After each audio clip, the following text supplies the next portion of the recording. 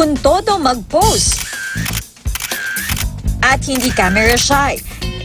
Yan si Pork Chop, ang alagang baboy ni Teacher Debbie Pampan ng Imus, Cavite. Di raw gaya ng marami ng mga aso't pusa ang pinipiling pet. Si Teacher Debbie, mas tipo ang mga tulad ni Pork Chop. Takot din ako sa aso kasi po baka makagat sila. Ang mga pamangkin ko po, yapos dito, halik, baka makagat. Ito po at least wala siyang rabies. Nagka-ideya raw si Teacher Debbie na mag-alaga ng baboy nang makakita siya nito sa isang zoo. Kaya nang bigyan siya ng isang kaanak ng baboy, kinarir niya na ang pag-aalaga nito.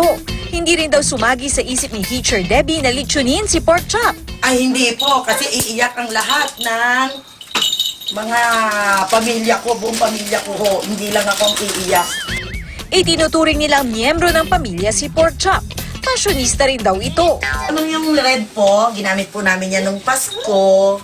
Bago ito pong mga ito, kasi po syempre si Pork Chop ay girl na girl. Pinagluluto pa niya ng paboritong pagkain si Pork Chop, ang champorado. May sweet tooth daw talaga si Pork Chop dahil pati mga candy at chocolates paborito nito.